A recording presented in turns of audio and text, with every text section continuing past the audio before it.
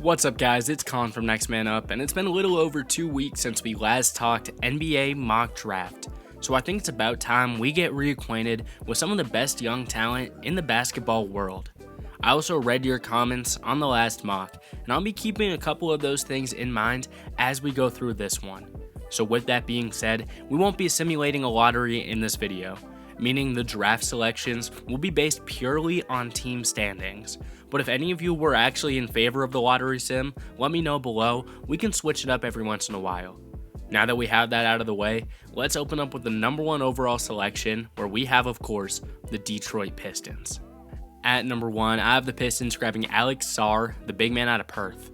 In our last mock, I experimented with Ron Holland at the number 1 pick, and although I still like him as a player, I think I will be lying to you guys if I said Alex Sarr doesn't feel more like that prototypical number 1 overall guy. After a small injury scare, Sarr has come back looking scarier than ever, racking up 18 points and 5 blocks in only 18 minutes. Sarr is an athletic 7-footer who has insane mobility and enough upside to warrant a number 1 overall selection. If he continues developing that mid-range game, there is no doubt he can pair with Jalen Duren in the front court to make an electric duo. At number 2 is the Washington Wizards, and I have them taking Zachary Risacher out of JL Borg. Risacher has been cementing his case all year for being the best pure shooter in the entire class. You can say he hasn't shown enough playmaking for a wing drafted this high, but he's playing a spot-up role overseas and still showing that he can be one of the best young talents in the basketball world. Washington needs all the help they can get, and Risacher is probably the best look on the board, especially with his upside. At number 3, of the San Antonio Spurs taking my favorite player in the class, Cody Williams out of Colorado. Cody Williams' game is just so interesting to me. Most of you have probably seen his brother Jalen Williams have a career year for OKC, but Cody Williams has a much less refined game and, in my opinion, a much more potential. Cody can guard 1 through 4, he has insane length in his strides that makes him very hard to stop when he goes downhill, and, along with Risacher, is probably one of the best pure shooters in this class. He's tall, he's talented, but he's not as refined as you'd expect for a top 3 guy, so he still has some stuff to show me, and he still has some work to do. At number 4, it's the Hornets, and here's why I have Ron Holland from the G League Ignite. I think Ron Holland has gotten a bad rap in the scouting community because of the Ignite being such a bad team. And I know if Nikola Topic was making the same plays as Holland this far, he would be getting a much longer leash. Holland has NBA athleticism, can play all over the court, and some of the most untapped potential in the whole class. He also has shooting fundamentals, and I'm convinced the touch will come. In my opinion, he's a great prospect for the Hornets at 4. At number 5, I have Montez Buzelis out of the G League. Right after his teammate Holland, of course I think the Blazers should go for Montez Buzelis. Montez is a solid shooter who is super versatile. I think the Blazers could use about anywhere on the team. Buzelis started the year slow, but he looks to be a safe contributor, something I'm sure the Blazers can get behind after some risky high upside selections in years past. At number 6 is the Toronto Raptors, and I have them going after Jacoby Walter, the shooting guard from Baylor. Jacoby has had a tough stretch of games recently, but he's still a guy that will be towards the top of mocks as a 3-and-D sort of player. In my opinion, in order to work in the NBA, you have to be more than 3-and-D, but I do see that with Walter. I'm encouraged with his ability to drive to the lane and pick up fouls, so as long as he keeps doing that, and as long as he's hitting his free throws, the Raptors have a good player on their hands if they take him at 6. At number 7, I have the Memphis Grizzlies taking Tajon Salon out of Cholet. You'll notice a theme with this class's top prospects, as Salon is another athletic wing who has shown some shooting upside. As of now, Memphis could use some solidified shooting up front, and I think a guy like Salon would mesh well with their other young guys like Gigi Jackson and Vince Williams. Salon is raw, and he needs to work on his pull-up game, but you have to like the ceiling at this point in the draft process, especially in what is notably a weaker class than usual. At number 8 is the Atlanta Hawks. I've been going for Stephon Castle, the point guard from UConn. It can be easy to get discouraged when you look at Stephon Castle's box scores, as he's clearly still fighting for more minutes from these more established guards that he has to play with at UConn. But at the end of the day, he's a 6'6 guard with two-way potential, and assuming that on draft day, that some sort of combination of Trae Young and or DeJounte Murray may not even be in Atlanta anymore, they're going to need some help in the backcourt. I think Castle is a good look. At number 9, I have the Rockets taking Yves Missi out of Baylor. Missi has become a much more notable player as the season has progressed. You can't really deny a 7-footer with smooth movement and plus defense. And this might be high for the moment, but I think the Rockets would jump on a potentially elite defensive big man to work with Alperen Şengün, whether it's a reach or not. And I think Missi's going to prove to be one of those guys. At number 10, I have the Trailblazers once again on the clock, and they're taking Kyle Filipowski out of Duke. Montez Buzelis was the pick earlier, and although I'm a fan of him and I think he has a safe transition, I think a lot of people would argue that he may not translate to the league as well as I think he will. With that being said, Kyle Filipowski is NBA ready today. He doesn't have that elite potential you hope for. He's not a guy that I think can light up the league in the future, but he can do a little bit of everything, and he'll be a good player. For a Trailblazers team cycling between Diop Reith and Jabari Walker, looking to get these guys 20 minutes a night in the front court, I think a guy that could be plug-and playable off the bench like Kyle Filipowski will be absolutely huge, and I think they just take the value at that point. At number 11, yeah, he's finally off the board, and we're going to talk about it. Nikola Topic goes to Chicago. We'll probably have this conversation 100 times on the channel. I'm just not a fan of Nikola Topic. Topic dominated the Adriatic League before having a tough transition to the EuroLeague and facing injury. Topic doesn't separate very well, and honestly, he doesn't have a premier skill set of ball moves to make space on shots.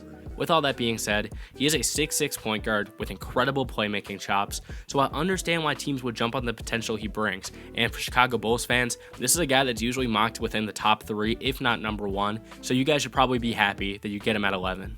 At number 12 is the OKC Thunder's first pick, and I've been going for Rob Dillingham out of Kentucky. It's hard not to like what you see with Dillingham. He's answered every doubt about his game this year. He's become a really great playmaker, he stepped up his defensive effort, and we already knew that he could score at will. The sixth man at Kentucky often finishes games for the Wildcats, and his only real issue is his size, more specifically his weight, which could make things tough, but we know he's a hooper, and I think a team would jump on him early. At number 13 is the Pelicans on the clock, and why not Isaiah Collier out of USC? Collier is starting to show flashes of the elite level talent we thought he would be going into this season, and that 25-point performance adds to it. This pick comes with a lot of need, and I do think the Pelicans would have jumped on Topic or Dillingham as well. But any true point guard with some playmaking ability would be incredibly helpful to this team with some underrated young shooters who I didn't talk about last time. The Pelicans could use a true point guard, and I think Collier is a high-end one of those guys. At number 14 is the Thunder once again. Let's give them Dalton Knecht out of Tennessee. Knecht is one of the best stories in this draft. After dominating at Northern Colorado, Knecht transferred to the SEC and has put up nearly identical stats as he's in the National Player of the Year race. Knecht has NBA-level shot making, shooter's touch, switchability, transition offense, and oftentimes he guards the best player on the opposite end every night. The only thing with him is he'll be 23 on draft night, which in my opinion is still holding him back from that top 5 range that would 100% be warranted if he were an underclassman. At number 15 is the Heat, and I'm giving them Donovan Clingan, the center from UConn. The Heat are in a very interesting spot because they're not an elite squad right now, but they also don't have any pressing needs, especially after picking up Terry Rozier. I think with that in mind, they grab a future backup for their all-star center, and they bring in Donovan Clingan. Assuming Donovan Clingan can stay healthy, his defensive potential and mobility should be on full display off the bench at the NBA level, and I think the Heat would be happy to bring in a guy like that. At number 16 is the Orlando Magic, and I have them taking Bobby Klintman. Klintman is a forward who can do everything on the offensive end, and his speed and lankiness allows him to be a valuable asset on the defensive end as well. The Magic have a bunch of young guards, so they can take a shot at another forward. Even if his shooting consistency isn't all there yet, I think Klintman has some high-end potential, even if it's just as a defensive stopper. I think the Magic will take any talent they can get. At number 17 is the Pelicans once again, and I'm giving them Ulrich Kamchi from Cameroon. Kamchi could be more in play for the 2025 draft, I understand that, as he is currently visiting colleges to possibly attend, but he is draft eligible this season, and in a weaker class, I think a team like the Pelicans could be inclined to look at an 18-year-old big man with a 7'5" wingspan and obviously the ability to protect the rim. If he can keep showcasing his ability with the ball in his hands, become more of an offensive threat, Kamchi is a surefire first rounder and could even be a steal at this point. At number 18 is the Knicks. Let's give him Reed Sheppard out of Kentucky. Reed Sheppard is very good at one thing, and that thing is shooting the damn ball.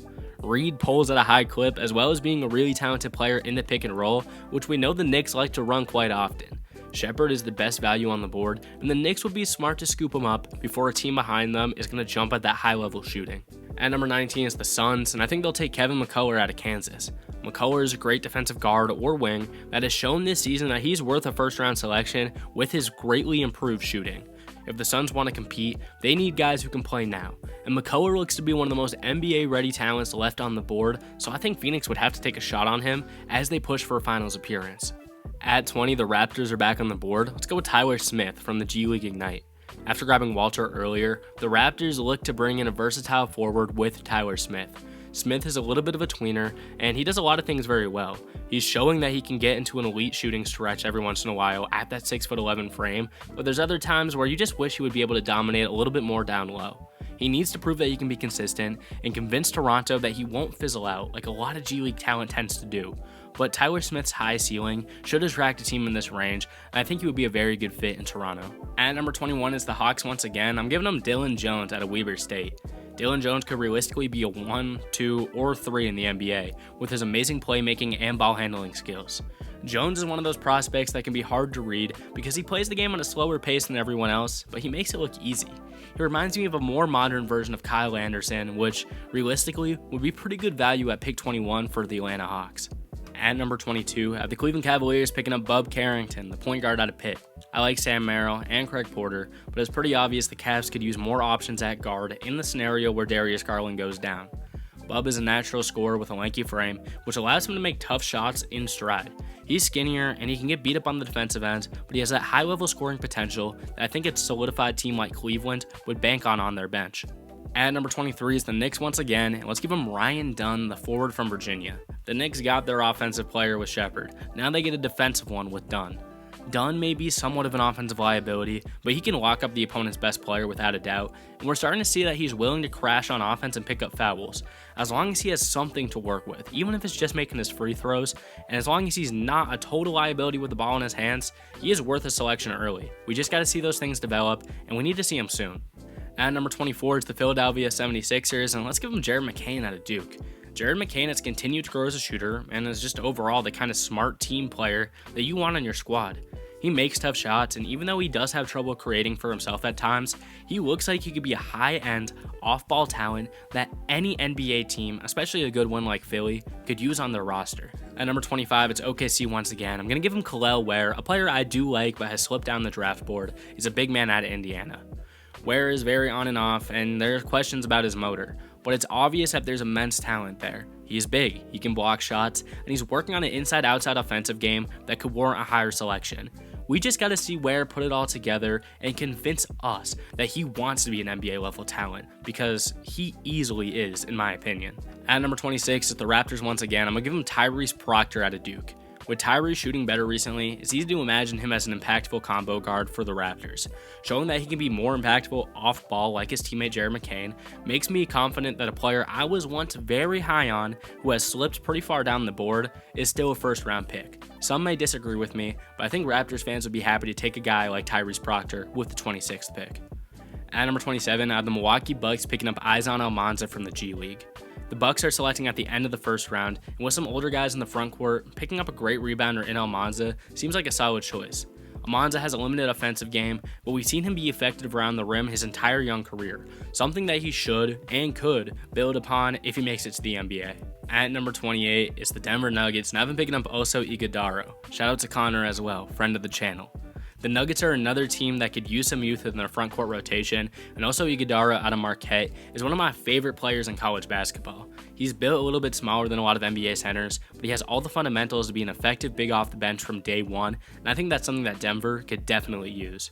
At number 29 is the Minnesota Timberwolves, and I've taken DJ Wagner. He's had an inconsistent season at Kentucky, but we've seen the flashes of what made him a 5-star prospect. He has playmaking chops, he has good ball control, and when he's on, he can shoot with the best of them. He just needs to prove that he can hone in on these skills for consistent stretches, and even if he hasn't shown it in college so far, I think the Wolves can afford to take a shot here at a player who we expected to go much earlier. And with the final pick in the mock, the last pick in the first round is the Boston Celtics at number 30, and I've taken a big shot as Zvonimir Ivicic. Zvonimir is an interesting player. We did not get to see him early for Kentucky, but he is back, and he is absolutely ginormous. If you're the Celtics and you are cycling through guys like Luke Cornett and Neemias Queta off your bench, why not take a shot at an actual high-end level big man who can actually shoot the three a little bit too? It's a risky pick because we don't know much about him, and he's skinny. How well will he translate to the NBA is a question, but he is fun, and he is worth it for the Celtics to get him before a team in the second round snatches him up early. With that being said, that's all I got today, guys. Leave a like if you enjoyed the video, leave a comment if there's something to say, and if there's an underrated player who I haven't talked about in any of these mocks yet, please let me know in the comments. I love to scout these guys out before we get to March when everybody else is on it. This is Colin from Next Man Up. Really hope you enjoyed the mock, and check out our other videos if you want to see some more sports content. We'll see you in the next one. Peace out.